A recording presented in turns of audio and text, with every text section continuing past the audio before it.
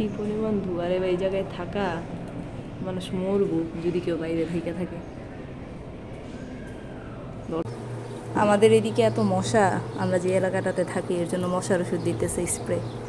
আর এখানে কুটুস বুড়াটা ইসা দাঁড়ায় আছে জানালার পাশে, যে গাড়িটা দিয়ে দিতেছে ওইটার যে শব্দ, ওই শব্দের কারণে এসে দাঁড়ায় আছে, কিন্তু এটা যে ক্ষতিকর ধোয়া এটা তো বুঝতেছে না।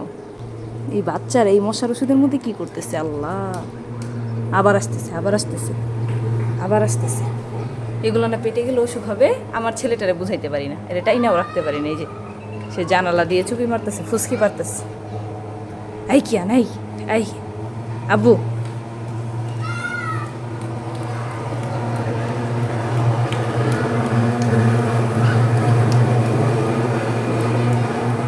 বাচ্চাদের কি আনন্দ, ওরা তো আর বুঝতেছে না যে এটা মশা মারার জন্য দিছে, ক্ষতিকর।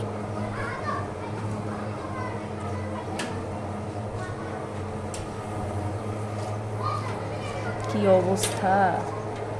এটা হলো আমাদের ঘরের নর্মাল আবহাওয়া, আর এটা হলো বাইরের ধোঁয়াওয়ালা আবহাওয়া।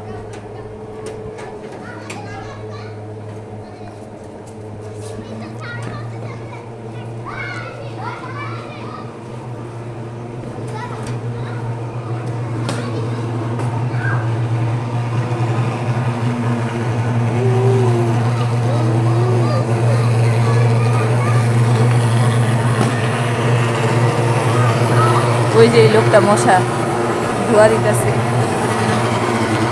ওই যে লোকটা।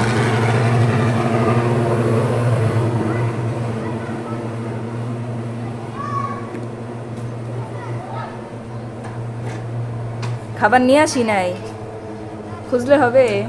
তুমি এখানে এসে দাঁড়ায় আছো, আমি খাবার দিব কিভাবে? কয়বার করে দিতেছে ভাই। এদিকে এত মশা, মানে ওষুধ স্প্রে করতেছে সরকারের তরফ থেকে মশা মারার জন্য। মেবি স্প্রে দেওয়া শেষ, এদিকে আর আসবে না। তো এই হলো আমাদের বর্তমানে ঢাকা শহরের অবস্থা, যেখানে মশার অত্যাচারে সরকার বাধ্য হয়ে, মানে তাদের নিজ উদ্যোগে স্প্রে করতেছে। কি পরিমাণ ধোঁয়ারে বা এই জায়গায় থাকা, মানুষ মরবো যদি কেউ বাইরে থেকে থাকে। দরজা জানা লাগায় এই ঘরে থাকতে পারতেছি না, একটু চুপিয়ে দিছি। আর দেখি অবস্থা, তাহলে যারা বাইরে আছে তাদের কি অবস্থা। খুবই বিষাক্ত ধোঁয়া, বাট কিছু করার নাই। ডেঙ্গু থেকে তো ভালোই।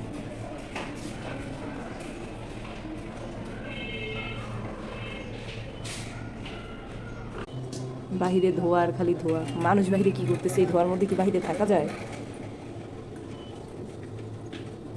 অন্ধকার, কিচ্ছু দেখা যায়নি একটু আগে, এখন তো একটু একটু বোঝা যাচ্ছে।